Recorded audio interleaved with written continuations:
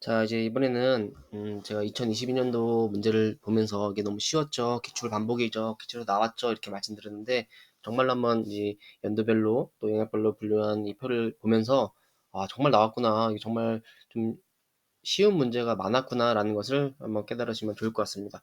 자, 이제 체육과정 4조에서 이제 학습과정 생태통합의 명칭 나왔는데 사실은 이제 학습과정과 생태통합 자체를 명칭을 묻는 문제는 처음 앞서 이제 나오지 않았는데 이 부분에 대해서 공부 안 하신 분들은 없겠죠. 그리고 그 지문에서 다 등장을 했던 것들이기 때문에 이거는 거의 다 맞추셨을 거라 생각을 합니다. 그리고 움직임 분석 모형에서 라반의 개념틀 보면은 움직임 분석 모형이 하나, 둘, 셋, 넷, 다섯 번이 나오는데 그 중에서 라반의 개념틀이 하나, 둘, 세 개 나왔어요. 공간 나왔죠? 공간. 그죠? 이제 공간에서 이 문제에서는 방향과 수준천의 목표를 물었는데 이 지문에 나왔던 게 답으로 나오고 이제 그런 것도 참 많죠. 그래서 이 문제가 어, 쉬웠다.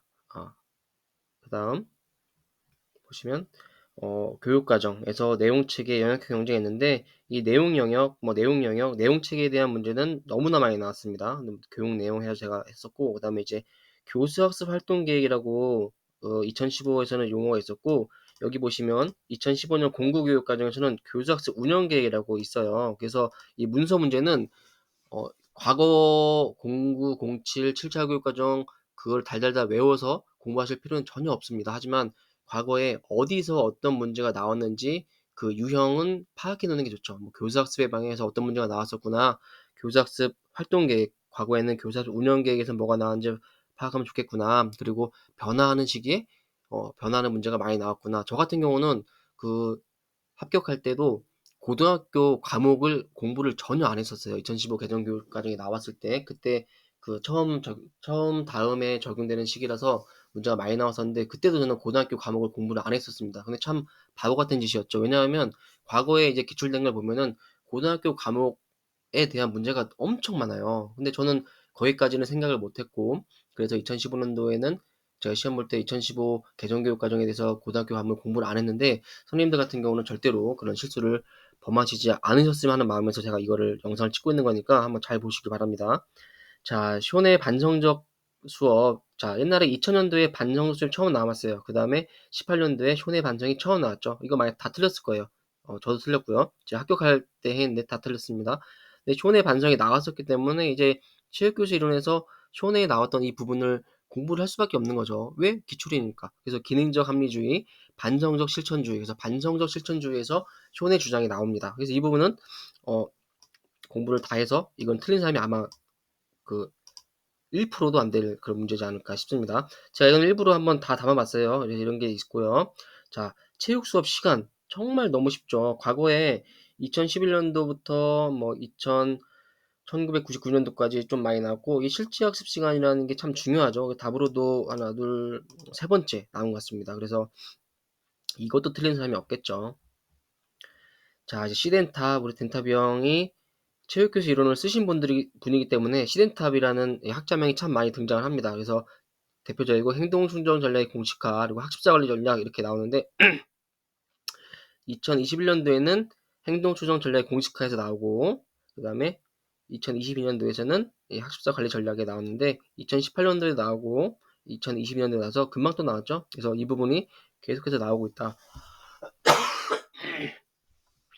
자, 그럼 체계적 관찰법 하나, 둘, 셋, 넷, 다섯, 여섯, 일곱, 여덟 번이나 나왔네요. 그래서 제가 시간 표시법이 과거에 2010년도에 나왔었네요. 그래서 이 부분도 아마 공부를 안 하신 분은 없겠지만 그 관찰법마다 특징이 있잖아요. 그런 것들을 잘 구분해서 내 것을 온전히 만들지 않으셨다면 이것도 틀릴 수 있는 문제지만 분명히 합격하실 분들은 틀리지 않는 문제였을 것입니다. 제가 어, 감히 말씀드리는 거니까 혹시라도 기분 나쁘게 듣지 마시고요. 그냥 제 생각이니까 그냥 겸허히 그냥 받아주시면 좋겠습니다. 자, 쿠닌 계속 나오죠. 1995년 추가 이때는 중간에 추가 시험이 한 번 있었대요.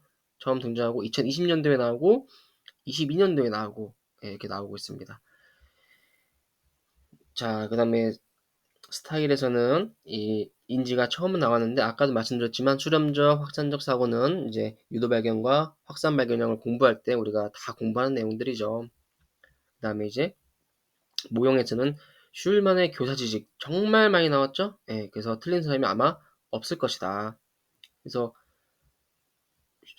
모형에서 기출 반복되는 것들은 좀 대체로 쉬운 것 같아요. 뭐 어렵게 나온다면 이 네퍼 오웬의 교사의 불평등 요소 이런 게 처음 나오면은 그냥 다 틀릴 수밖에 없는 거죠. 그리고 2018년도에 제가 합격할 때 나왔던 건 뭐 리디어 게임, 배너 게임, 스크리미지 이런 거 처음인데 이런 것들까지 요즘 다 공부하겠죠. 그리고 2020년도에 완전학습 지향 이런 것들도 크게 막 엄청 공부를 했던 부분은 아닌데 가끔씩 하나씩 툭툭 나오면 이 사실은 조금 어려울 수 있지만 뭐 쉴만의 교사 지식은 전혀 어렵지 않은 문제였던 것 같습니다. 자, 협동학습 모습 모형에서는 과제 제시와 과제 구조만 6번 나왔어요. 그죠? TAI, STAD 다 나왔던 것들이죠. 그래서 아마 틀리지 않으셨을 것 같고요. 뭐 학습 영역 우선순위 이 부분에 대해서도 우리가 다 공부하는 거죠. 왜냐하면 과거에 이 동료교수 모형도 보시면 학습 영역 우선순위 나오죠. 이 학습 영역 우선순위에 대한 문제도 다양한 모형에서 많이 출제가 됐습니다. 요 슬라빈 세 가지 이거는 2014년도인가요? 서술형 맞네요. 14년도에 나왔죠. 그 긴 문제 있었어요. 긴 문제 다음 중 뭐 잘못 적용한 것을 고르시오 해가지고 임의대로 모듈을 편성하면 안 된다. 그거였죠. 모형의 명칭을 묻는 문제, 개인 교사의 뭐 역할 이런 것들, 주도성 프로파일도 그 계속해서 문제가 많이 나오죠. 여기 17년도에도 동료교수 모형 주도성 프로파일 나왔는데 22년도에 나왔어요. 그러니까 틀리면 안 되는 거죠. 왜냐면 이때 공부를 했으니까 우리는 수험생이니까요. 자, 여기 총괄평가. 자, 이런 게 문제가 나오네요. 진단, 뭐, 형성 총괄, 진단은 초에, 중, 나중에 하는 거, 이런 게 문제가 나왔습니다. 2021년도에 질적평가, 이런 것도 나왔었고요.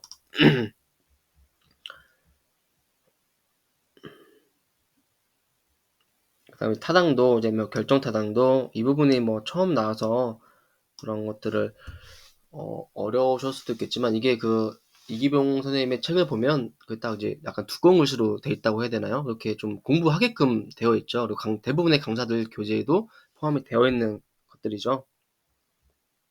그리고 문학 난이도 계산. 자, 보세요. 11년, 17년, 18년, 22년 문학 난이도 변별도 묻는 문제가 계속해서 나왔습니다. 그러니까 이것도 우리가 공부를 하는 영역이라는 거예요. 물론 공부를 하는 게 시험장에서 점수로 바로 연결되는 것은 어, 아니지만 그래도 임용을 준비하시는 분들이라면 모두가 열심히 공부하는 것이고 거기서 이제 내가 얼마나 준비를 잘했느냐, 연습을 많이 했고 시험장에서 제 실력을 발휘하느냐 그 차이인 것 같아요.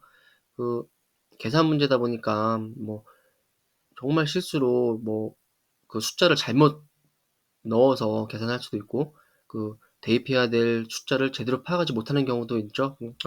알면서도 틀리는 게 계산 문제인 것 같아요. 아쉽습니다. 자, 종속티 검정 그리고 유의 확률과 유의수는 고려한 통계적 해설 서술. 이 통계적 해설 서술도 많이 나왔어요. 뭐 여기 17년도에도 통계적 처리, 그다음에 여기 2021년도에도 통계적 처리, 그죠? 그러니까 이것도 우리가 공부를 다 했던 거죠. 종속티 검정, 독립티 검정 두 개 구분하는 문제도 많이 나왔죠. 그래서 틀리지 않았을 문제다. 자, 윤리이론, 뭐 이제 윤리 원리 철학인데요. 제가 이제 이거는 좀 구분하기가 어려워서 그냥 한 번에 해버렸는데요. 그 저는 이제 그 사실 처음에 딱 문제를 봤을 때 이제 타고성이 드디어 나왔구나라고 했는데 저도 이제 강사분들 답안도 보고 쳐다보니까 이게 뭐 다른 거 있죠. 뭐 기억이 안 나는데 아무튼 탁월성 드디어 답으로 한번 나왔습니다. 이제 윤리가 등장한 이후로 탁월성이 언제 나오느냐 이런 생각을 많이 하실 텐데 이제 윤리라고 봐야 되는지 뭐 철학으로 봐야 되는지 모르겠지만 어쨌든 탁월성이 답으로 처음 출제돼서 이 부분은 틀릴 수도 있었을 것 같아요. 최근에 또 보면은 2019년도에 공리주의 덕성 판단 이것도 약간 덕성 판단이 제가 봤을 때는 어려웠던 것 같고 이제 이런 것들 본질주의, 매클로이, 메릴러 퐁티 이런 것들 철학이 갑자기 또 최근에 조금 어렵게 하나 두 개씩 내는 것 같아요. 철학 윤리에서요.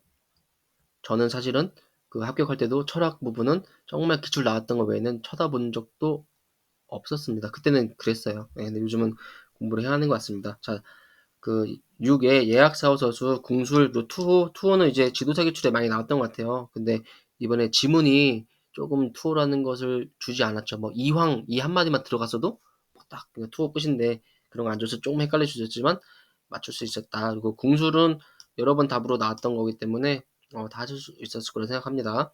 이게 한국 체육사가 그 최근에 서양 체육사보다 비중이 높았는데 올해는 또 서양 체육사가 또 비중이 높게 나온 것 같아요. 그래서